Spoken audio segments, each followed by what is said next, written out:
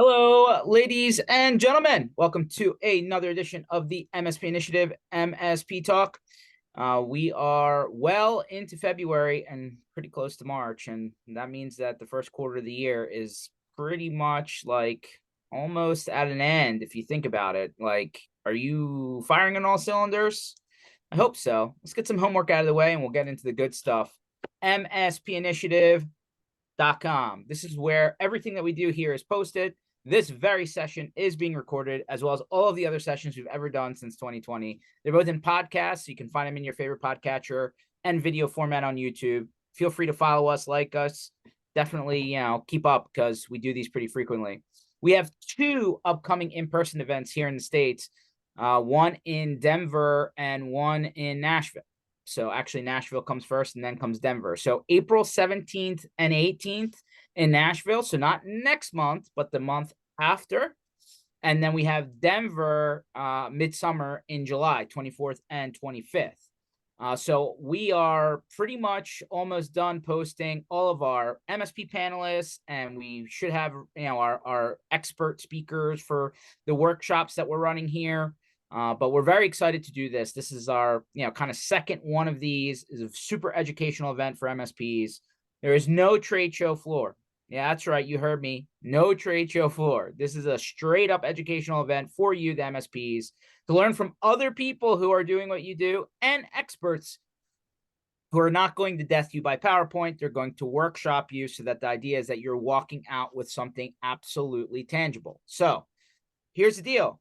You just got to get there. We know it doesn't, might not be free to jump in your car or get on a plane, but we do not charge $1 for you to get to this event. It's not a $3.99, $9.99, $12.99 registration fee. It is free if you're an MSP. So what do you got to lose? A little bit different of a blueprint, but you will love what comes out of this, because it's straight up not manufactured information. It's coming from the people in the trench just like you.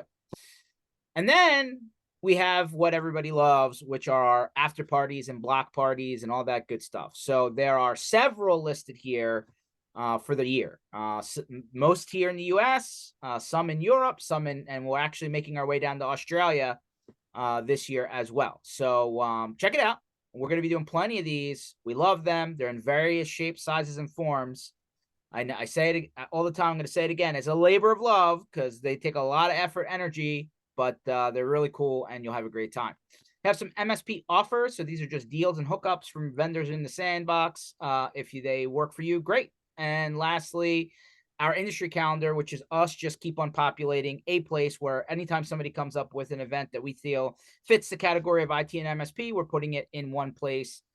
This calendar does go until December of this year. There's over 250, probably closer to 300 listed events here, and I'm sure it'll grow as people keep on pushing stuff out there. But that's just to make life easier so we can all see what is happening.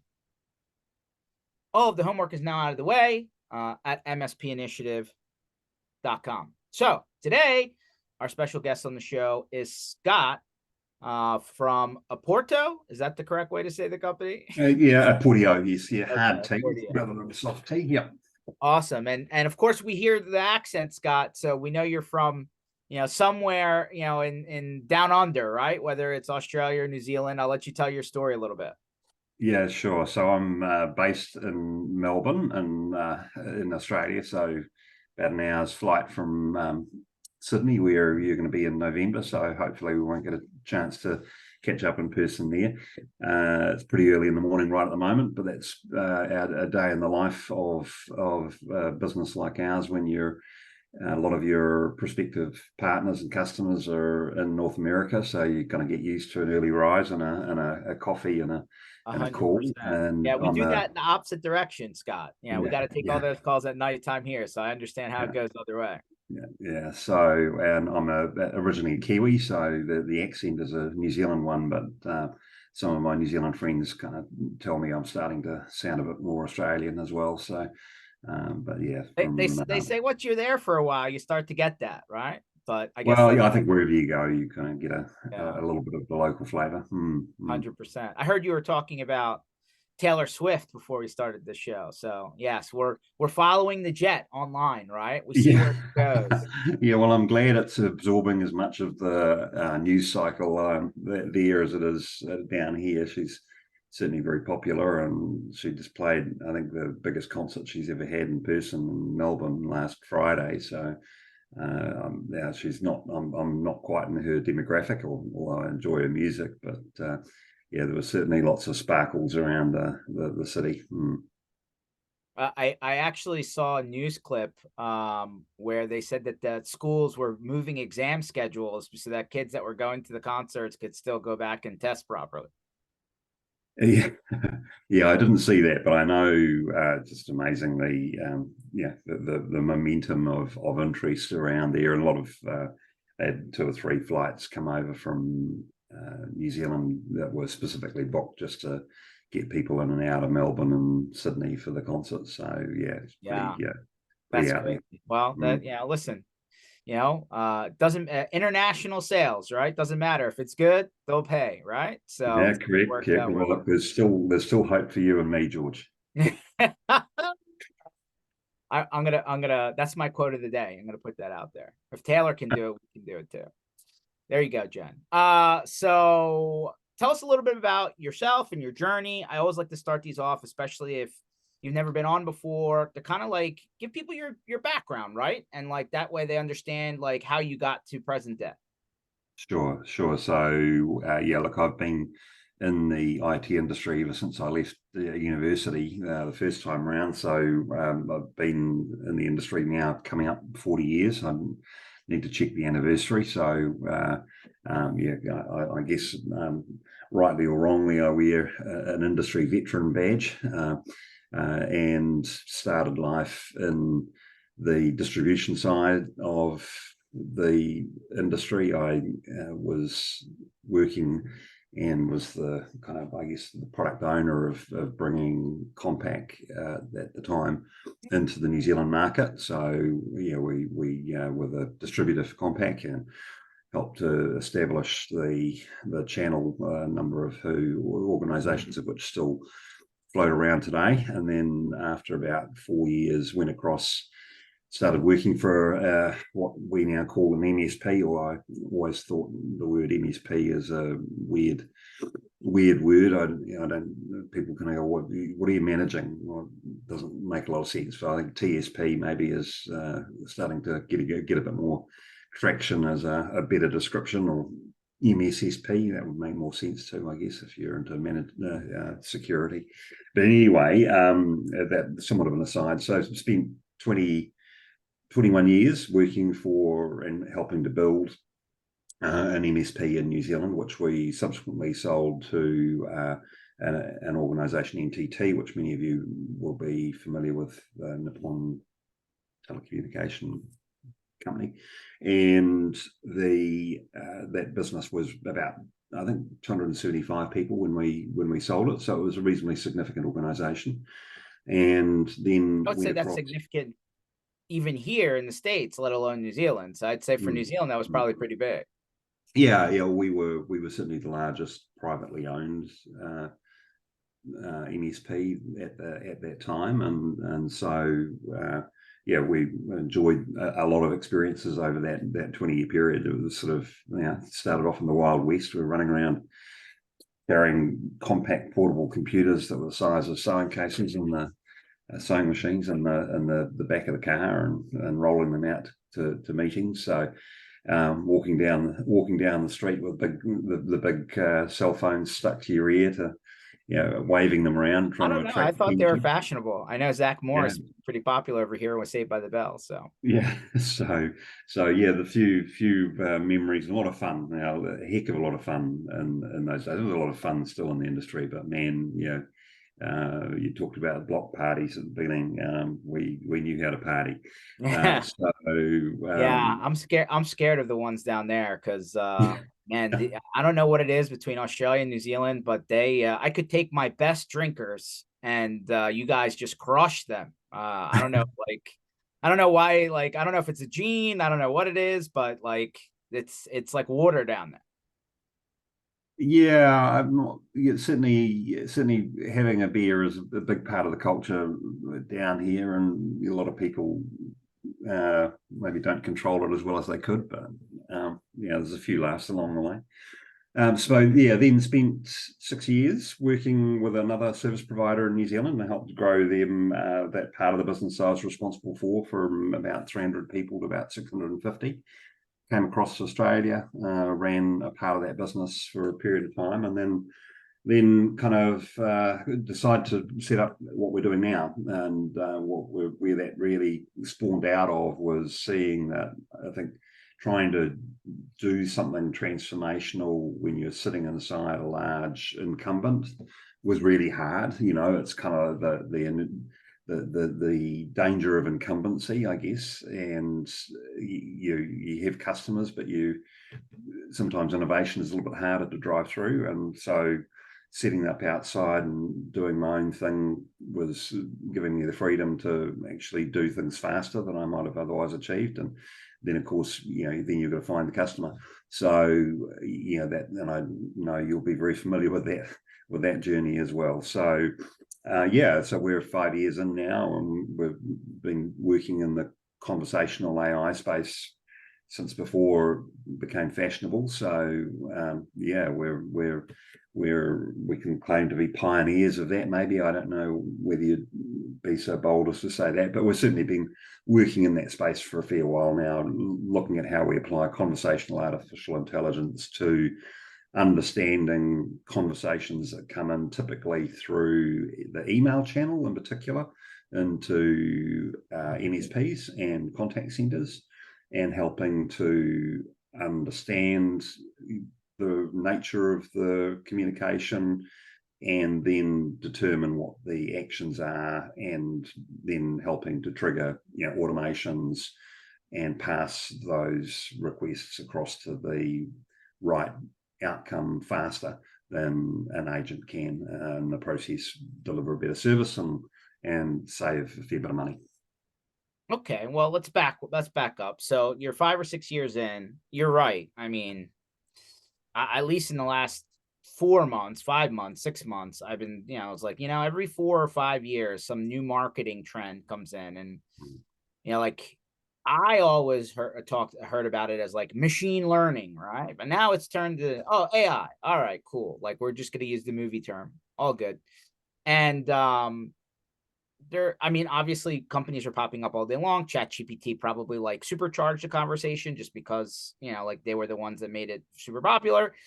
But there's still a lot of question marks on the viability of it, and like, what does it actually help do today? Like, we hear about what's coming and what tomorrow might look like in technology land, like 3 years, 5 years, like that's an eternity, right, in technology land. But like let's talk 6 months, 12 months today. Like, what does it actually do other than maybe not have the best conversation with the human being? That's the question. And listen, the concept, especially in MSP land, of scripting and APIs and trying to get multiple disparate systems to kind of communicate together, has been around for a long time. And I would say the larger, more mature MSPs probably even have a dedicated centralization person, right? That like takes all of these products and tools and SaaS applications, which are now dozens, right? 30, 40, 50, 60, whatever, including Microsoft, including the PSA, including email and all this, whatever, and like trying to like fine tune whatever that's supposed to be, right? Because like, we all know people can swipe their credit card, but that doesn't mean that it actually, does anything for them. So, that being said, fast forward to modern day, right? Like, the whole AI thing was like, all right, well, I'm going to use ChatGPT and like integrate it in with my system, and it's going to build scripts for me. And I'm like, the last thing I would want is like a level 1 person having some script built for them. Nobody's looked at it. They press go. They blew up all of the, your customers at once. Like, that's a possibility, and it's not far-fetched, right? Like, that could absolutely happen. And I would argue probably has happened, if I had to go look deep enough for it. And then the other things that we hear is like, oh, well, you can put a bot on your website and try and like front end your tools, and like maybe that'll pump up some knowledge base articles or how to's, and then maybe that'll cut down on, you know, people having to go through the normal channels that we all know and love. And like, when we talk about that category, let's call it category number 2, it's like, you know, garbage in, garbage out. You know, like if you don't have the right information to feed the machine's just got to be nonsense, useless, and just create more time delay to have somebody get to where they need to go. So that's what I see there. And then like the third part, let's call it bucket 3, was like, oh, we're going to hook this into your tool so that we can make your back end people more efficient because it can search things faster for you rather than a human being having to go and look for it. Okay. But then, oh, we're going to like have it pre-canned responses and be able to respond to your tickets because maybe your texts don't respond back the way they should or as completely or whatever. And I'm like, I don't know, that feels a little bit cheeky, and, you know, it doesn't seem like that adds a lot of value based on what we're talking about. And so like those 3 categories so far are what's being talked about regularly when it comes to this conversation in MSP land. So like, to me, you know, as a guy who's purchased many a product, many a tool, many a SaaS application in my day and still do, I'm not sure there's enough value yet for me to spend my time. Like maybe other people can tweak it and figure it out and get it a little bit further down the line. And then I'll circle back, you know, maybe this time next year and see where everything stands. But like, I just don't understand what all the rage is about so far. Yeah, look, I mean, I think it's a pretty good summary of I think the challenge facing a lot of MSPs around, you know, the hype, if you like, and you know, sure you'd be familiar with the, you know, the Gartner hype cycle, and you know, the hype of you know, the hype versus the despair of reality. You know, and I think that the technology is probably kind of down. Yeah, it's well past the hype. I mean, it probably feels as though it's still super hype, but you know, there's a lot more kind of pragmatism, I think, starting to emerge around. Well, okay, yeah, look, yes, it can do everything. It can cure cancer. It can, you know, give people back sight. It can certainly solve every problem that an MSP ever thought they could possibly come up with, and you know, in the process, bake bread as well. So you're going to go, wow, this is this is amazing, and then you have to kind of sift through all that garbage to find out. It kind of like, remember the opening scene to the very first Back to the Future in the garage, and like, you know, like it was like, oh, like the can opener opens for the dog, and like, you know, like it's overflowing, and then like the coffee machine gets started, and like it was like literally like almost like one of those maze contraption where like a ball kicks into a thing, and then like it kind of feels like the modern day version of that, right? Except I could actually see that working. I don't know.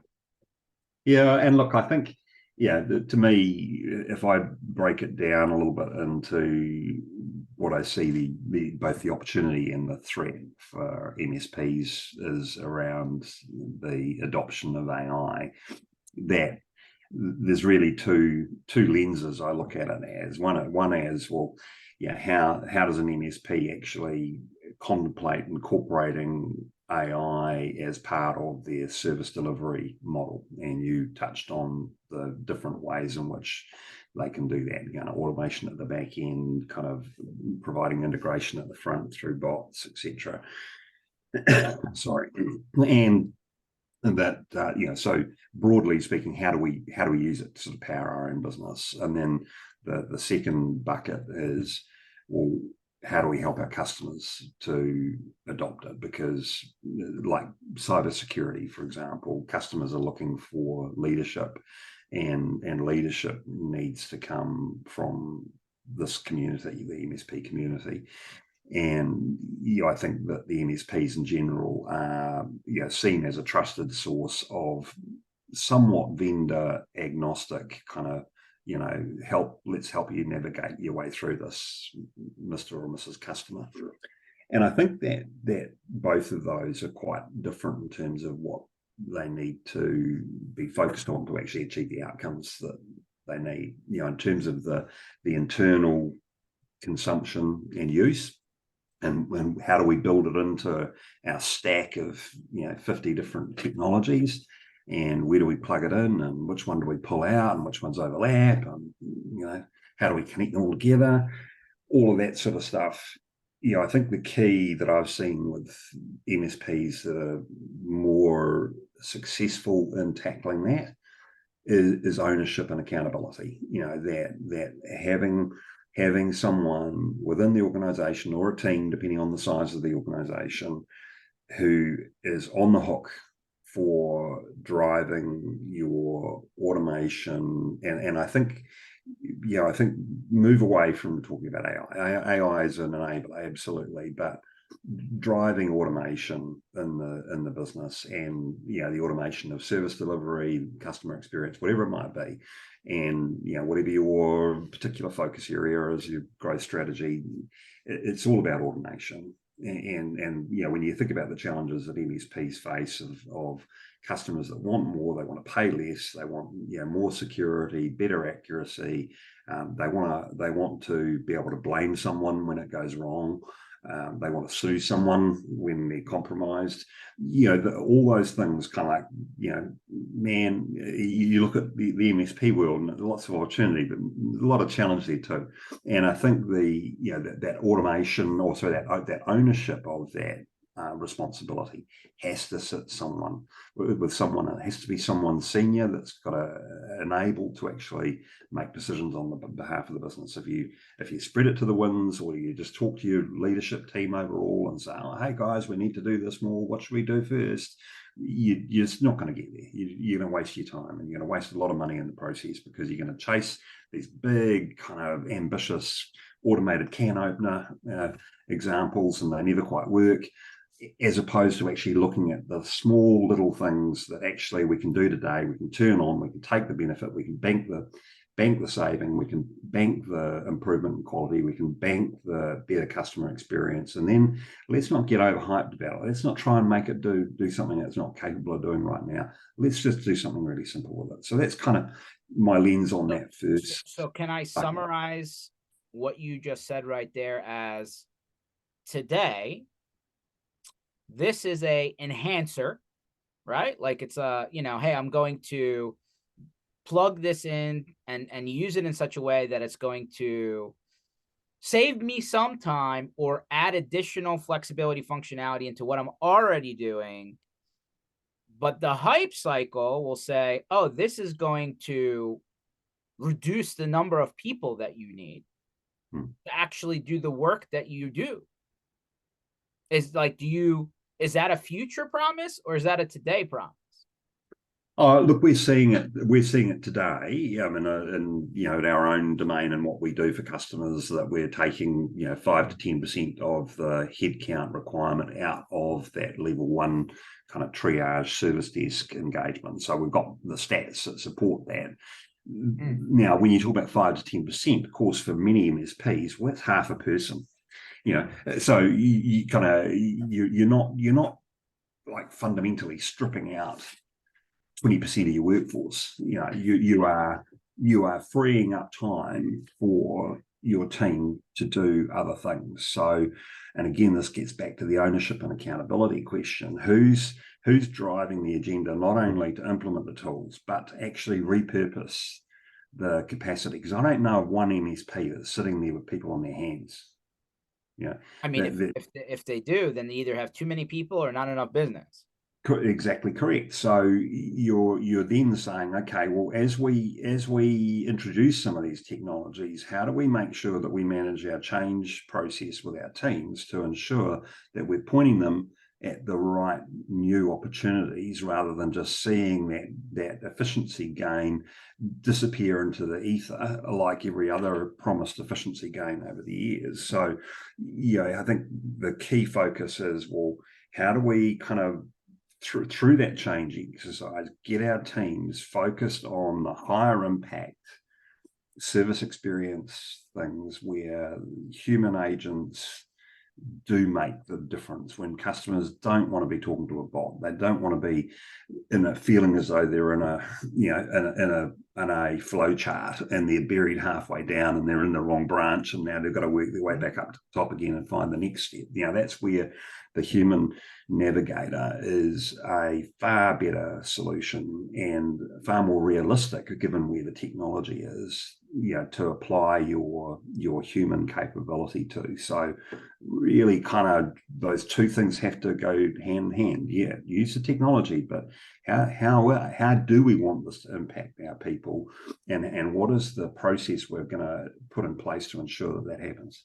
I would say most MSPs have a dreamer or a visionary or a I wish we could guy or girl, but I would say a lot of those same companies do not have the implementer of that story, right? So like to your point, there's a lot of cool tools out there, but if they don't have the knowledge set or the resources internally to actually implement and put it into practice, then it's just an idea. It doesn't actually get to the end game. Yeah, well, I think, you know, people, everyone, as you say, everyone's got an innovative idea about, you know, what we'll do one day when we've got time, you know, and that's the challenge. And you've got to be really brutal about how you separate out the capacity to execute. And I think the thing that defines the successful organizations is, you know, if you want to find and see where progress is, look for where the most talented people in your organization are, because it's the talented people that actually make things happen. And you know, everyone, we can't take George out of that. He's doing such a great job there that, you know, how could we possibly sacrifice, you know, that skill because he's so good at doing A, B, and C. So yeah, but he's also going to be the guy that drives this initiative over here, and we've got to make some big decisions around where where in this we want George to play. Do we want him to be solving the today problem or building the tomorrow business? And you know, that's a hard decision for those organizations, but it's a one that you have to make, because you're not going to get there in the hours from 4:30 p.m. to 6 p.m. when the phones start getting a bit quieter. You know, there's got to be a whole motion of activity that's full-time. Fair. Okay. So when you like gotta get into the DeLorean now, gotta keep on using my Back to the Future reference, go back 5-ish years. What was the challenge that you were trying to solve for that ultimately started this company? Yeah, look, there were two passions that were driving what we did. The first of those was the idea that, you know, we saw the emergence of natural language understanding, you know, machine learning as a mechanism to, you know, automate unstructured interactions between customers and their service provider. Okay. And you know, through the application of that technology around those conversations. Now, when I talk about conversations, we've never really tackled the voice question. You know, we do a bit of, you know, obviously your organization does, you know, that you know, we saw and still see that in MSP land, you know, if you've got 40% of your traffic coming into your business via phone, there's another 40% coming in via email, and then you've got other, you know, you've got portals, you've got bots, you've got web forms, you've got live chats. And everyone sort of says, oh yeah, it's going to go down the bots, or it's going to go down live chat, and we're pushing people to portals, and everyone's going to be in portal land. And I still see this massive disillusionment amongst people that try and execute that strategy, that come to the realization that actually the only thing you didn't get right out of that was you forgot what the customer wanted. And what the customer wants is they want to actually talk to someone that can solve their problem as early in the cycle as possible without killing you and your productivity. You know, and we both know that, you know, the voice channel and you know, and email are the highest cost to serve channels. Yep. because they're largely unstructured and they require presence. So presence. Yeah, I mean, we've heard the analogy of it's like triaging in the emergency room, or you calling an emergency line, or whatever, right? I mean, at the end of the day, we can all talk about the categorization of the types of requests that come into an IT services company or managed services company, but people are, and I'm going to use a cliche now, but microwave society, right? Like, hey, I need it, I want it now. Solve my problem now, stop what you're doing and take care of my issue now. And like, of course, that issue could be as simple as you didn't plug it in. I mean, silliness, or it could be a legitimate problem. Like today in the States, the 3 major largest cell phone carriers all went down at the same time. Now we don't know what, like, is that a cyber attack? We don't know, but imagine, major cities, all 3 carriers, no cell coverage. That's a problem, right? Like you're going to want to have some real-time response to that, not, hey, we'll get back to you when we have time. Now that's a little bit bigger than probably what IT and managed services companies are doing, but to the individual companies, organizations, whatever they are, the people that they're supporting, everybody's their own most important customer, right? So like, if you can't do what you need to do in the moment, it's a problem. All that being said, to your point, like, go where your customer is, right? Like if that's chat, if that's SMS, if that's phone, if that's email, if that's, I don't know, post, snail mail, whatever it is. Like, here's the thing. Everybody has their own, well, I think the best way to say this is the level of urgency depends on how important they feel the problem is. Yeah. Right. Yeah. So, and my best example of that is, and I keep knocking on them because I think it was a mistake, but one of the low budget airlines here in the US, Frontier Airlines, last year, deleted their phone number. You can no longer call them. You have to use the bot or use the app or whatever, but like if your plane got canceled or you need to, you feel like you can't resolve your issue electronically, there is no one to talk to. Now, I don't know about you, for that reason alone, not an option for me, right? Like, sorry, no, I don't think that that's right. So like, that's my example of, I think they went too far in another direction. Yeah, and look, we see, and there are certainly examples of organisations, and I won't name them, but where their whole solution or platform strategy is about turning voice and email off, and the taking people to the promised land, and you go, man, good luck to you. And if you've got enough momentum, there'll be a portion of people, particularly those that are kind of internal facing. If you can mandate to your community that I'm sorry, you can't interact with us any other way than this, then yeah, that's a viable alternative. But if you're in a competitive market space where your customers have choice, and you're telling them that the best way to improve the service experience for them is to not let them get access to you the way they want, then you're destined to fail.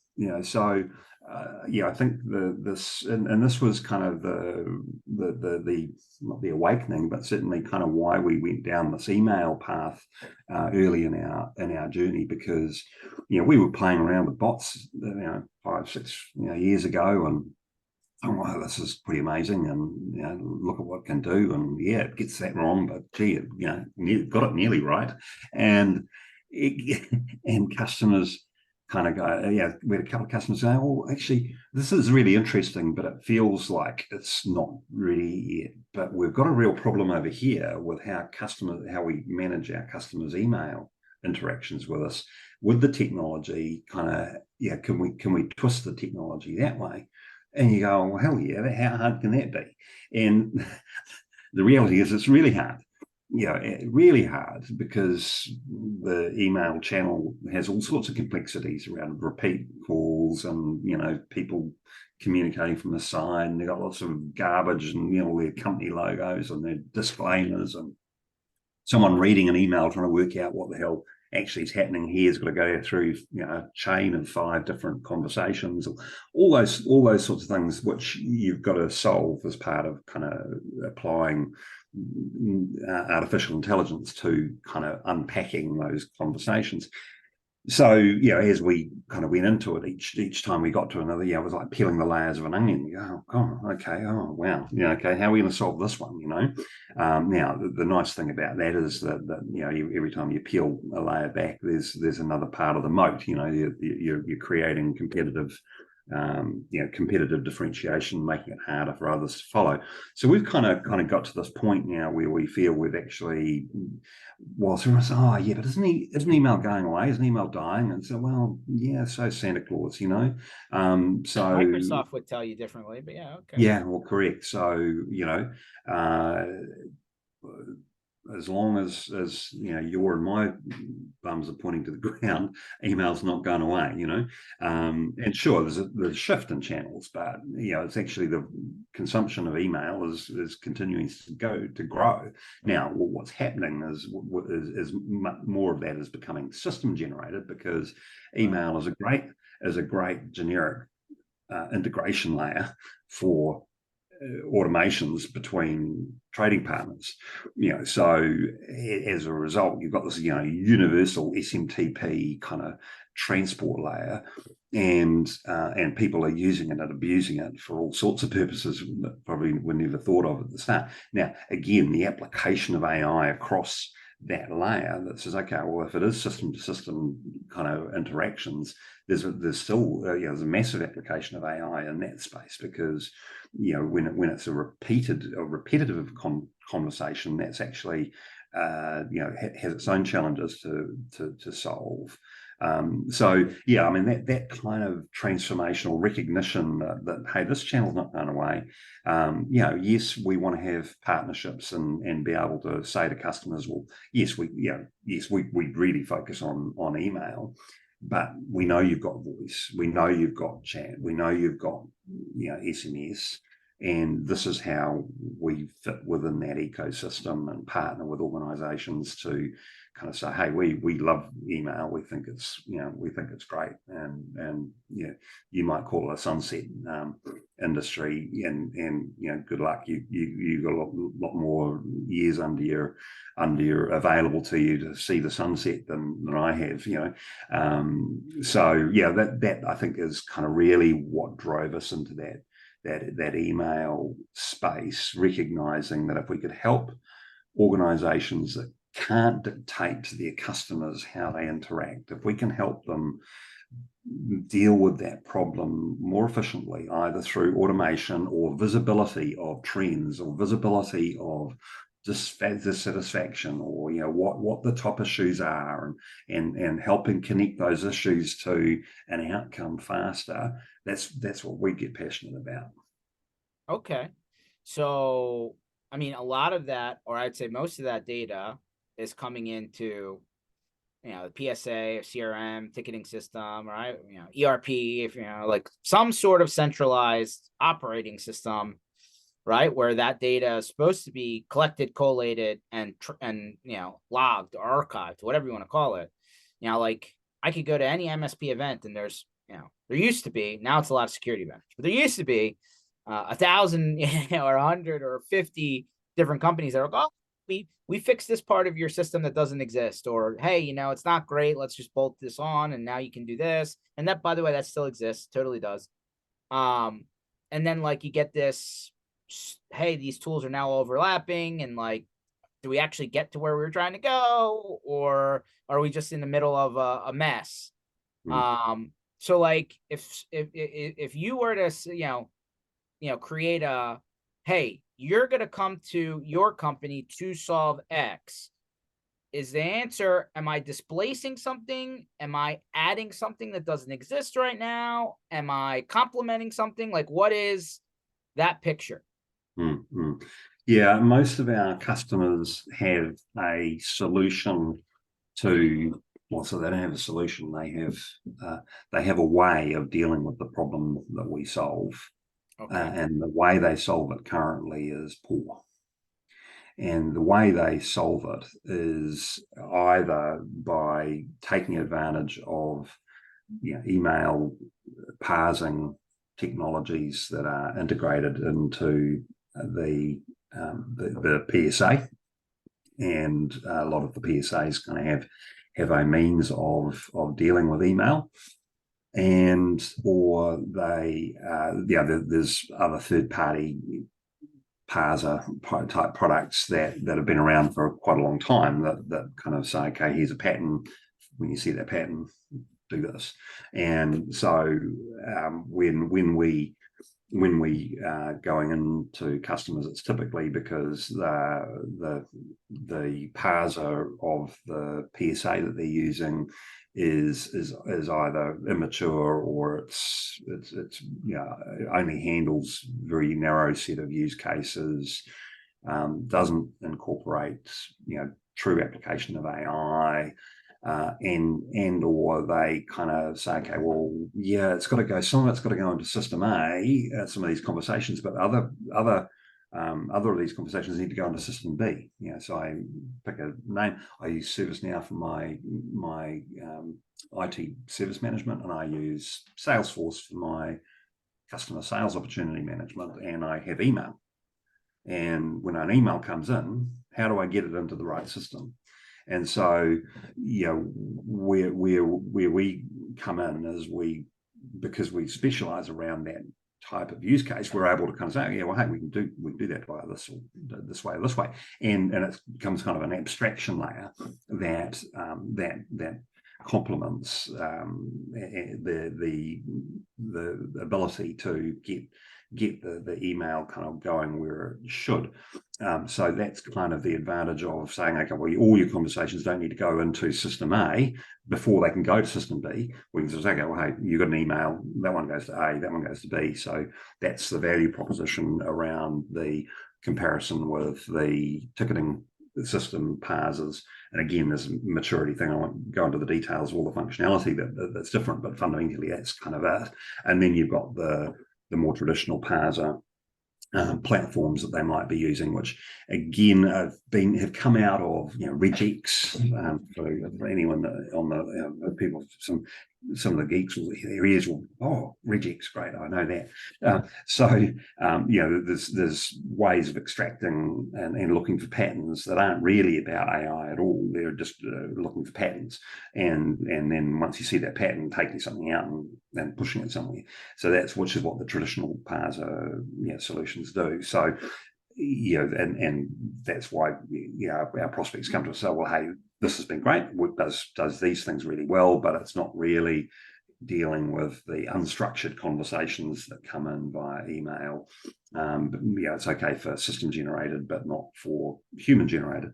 So those are the two. So it is really you've outgrown the functionality, or the problem that you have in that channel has evolved to the point where the out of the box solution, with the PSA, is actually not giving you what you need. Okay, so a more advanced way of handling how email comes into the PSA, and then I assume that with your additional bells and whistles, you're able to take some of the categorization or decision making of what happens when that message gets in, so that you take less human being time to get the right things in the system properly. And absolutely right, because most of both PSAs and a lot of the voice platforms that are around about, okay, how can we get this conversation to the right person faster? But the next step is always dependent on it being a human that actually makes a decision about what happens next. Yeah. And whereas we see that there's actually a large portion of conversations that come in that don't need human involvement at all. So we can present, and we are really this is about handing off pre-categorized conversations into a PSA or a workflow product or an RPA tool, whatever your preferences for driving automation in your business. That's presenting that conversation in a well-structured, pre-categorized format that allows the logical next step to be triggered automatically. And if that is getting it to a human agent, that's great.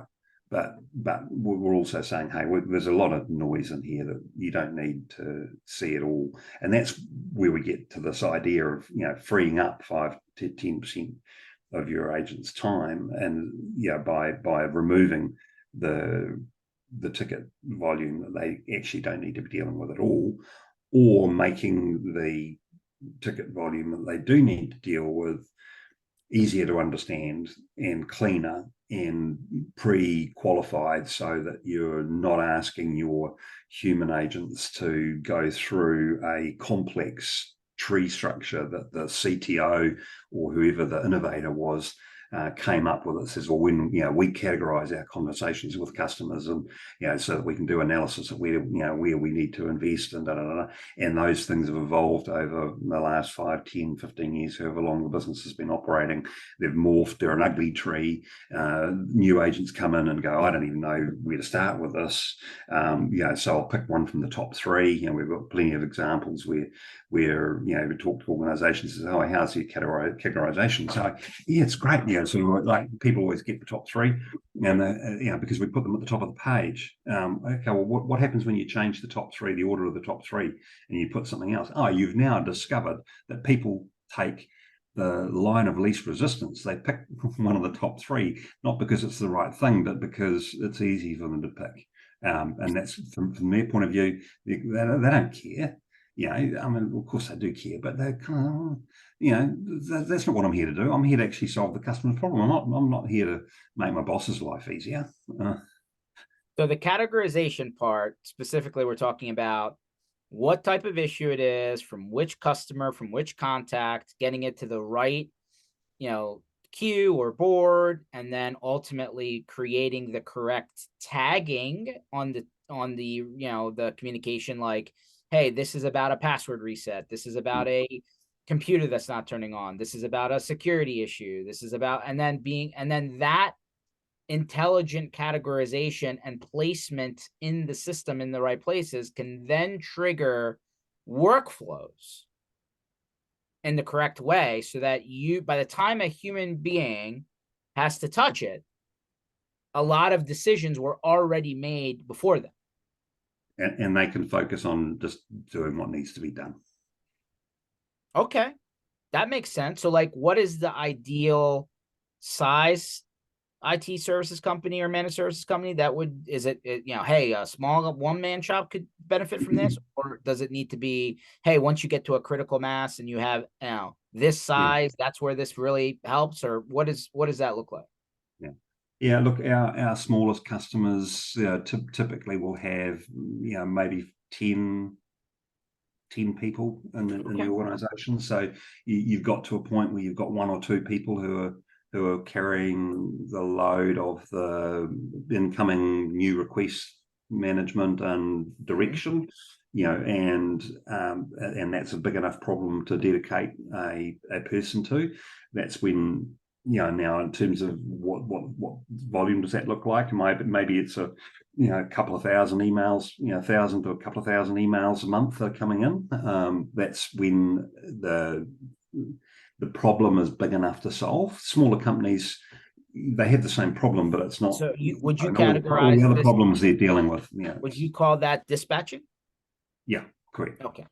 Yeah, and that. And at the bigger end, there is no upper limit. We're just turning on a customer at the moment where we've got a backlog of 1 million records that they're asking us to Wow. use AI to summarize and extract kind of trends, categorize them, identify the relationship between these trends and dissatisfaction or callbacks. And that's a contact center use case. It's not an MSP use case, but every MSP kind of has their own little mini contact center called service desk. And so typically in contact center land, the mindset is a little bit more actually tuned towards customer experience management, whereas for MSPs, the mindset around that service desk is how can we get efficiency? How can we reduce the amount of time that we're spending touching each of these requests? I feel like, and probably this is worth a whole nother call, but I feel like the MSP thinks that by optimizing service delivery, that the customer experience is just going to get, that's how they make customer experience better. It's different when you're going to, again, your use case is a contact center, right? Obviously outside of technology land potentially. When they talk about customer experience, man, I feel like the metrics that they're looking at are diametrically opposite. Yeah. So, Look, absolutely right. I mean, I think it is all about customer experience, because that is 100% of their business. Contact centers, service desk is maybe 10-15% of an MSP. It's 100% of a contact center. So so their focus has to be more granular. And I talked a lot in the early days with the MSP that I talked about, that we grew, and we used to have what we call the chocolate box index. And we gave our engineers a supply of 3 or 4 nice chocolates in a box, that every time they went out on site to a customer, the message was, leave a handful of chocolates and a personal note. I like that. Saying, hey, I fixed your problem. And I like that a lot. And it's like sending your car to the mechanics to be repaired, and the only thing that really you care about when it comes back is that they gave it a valet. And you go, oh wow, $1,000, but at least I got the car valeted. So what people's perception of value and perception of great services is often completely disconnected from actually solving the problem. I agree. That is a great. I mean, I don't think I've ever had it put in that way. That's a great point. And like moving forward, one thing that came to my head, like as we were going through this whole conversation to this point, was I can imagine that hey, I got to cut expenses and keep my costs low guy, who's trying to compete on that, price point, is going to try and go way deep into the pool on all of this, right? Like, hey, I'm going to try and just throw the machine at it and put as little human being time at it and just undercut everybody's price. But I'll tell you what, I believe that there's a customer who will say, I will pay extra. I will pay a premium so that when I need help, I want a human being to answer my issue. Oh, absolutely. And I think, that gets back to that. How do you take the time that you're creating to repurpose it into value for your business? And to me, that, the chocolate box index, it was all about, field services pre-internet, where people actually had to go out and talk to customers. So the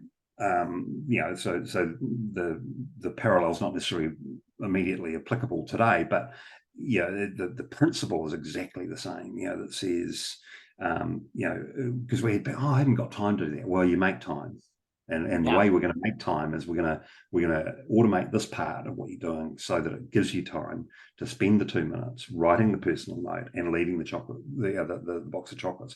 Box of chocolates cost us a couple of bucks. But it feels good. But yeah, man, the number of customers that say, oh, we love, our team love doing this. So they wouldn't let us go and change the contract to anyone else, because you treat them so well. I agree. No, I like that. That's a great way to actually wrap this. Where do people find out more about the company, how you solve problems for MSPs and all things therein? Yeah, look, we've got a new website that we're just about to roll out, and my co-founder will be gnashing kind of, she's driving getting that out the doors. Will give her a bit more anxiety about we need to get it out. But aportio.com, aportio.com. That's us. So our story, both in terms of what we can do for MSPs and also for contact centers, our website is intended to help tell both of those stories. And there's a whole heap of videos we're pushing out there to kind of explain some of the functionality that we do. And clearly there's a contact ability through there. We like to use email, and feel free to contact us at sales@aportio.com. Awesome. I love this story. I think we touch on a lot of points, but man, that punchline at the end, man, it really sit well with me. I hope people take that. If anybody, walks away from this and doesn't learn something, I guess we're putting out bad content, but I walk away from this saying, you know what? As much as the cool flashing light stuff will help, the how premium of a service are you ultimately willing to provide? That's the question. Because Yeah. the experience you're going to get at the BMW dealership or place is going to be completely different than the Kia. And that's the challenge for MSPs is you can't keep driving to see who gets to the bottom fastest, who can give away the efficiency gains that we're getting through the application of technology. How quickly can we give those away to the customer? Think about how you can keep a bit of that for yourself. I agree. But you do that through adding value in other ways. I agree. Scott, this was great. Guys, this session was absolutely recorded. We're going to get it up on, the YouTube channel and mspinitiative.com under sessions and the podcatchers. And this was a good one. And check these guys out. I mean, listen, there's so many tools out there, but I guess the point I take away from this is if you can take away decision-making time from your staff, which means that, number one, you'll get a little bit more consistency on the front end. And two, you can repurpose their time to bump up that experience that we just talked about, possibly. That's a win. I think that's a worthwhile, investigation of something, in my opinion, but I digress. I promise Scott's not sending me a check to say that. That's just me talking out loud. So thank you for tuning in. We're going to keep doing these a couple times a week.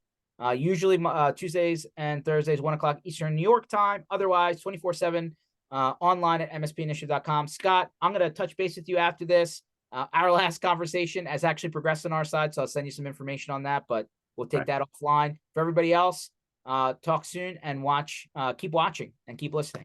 Thanks, guys. Thank you.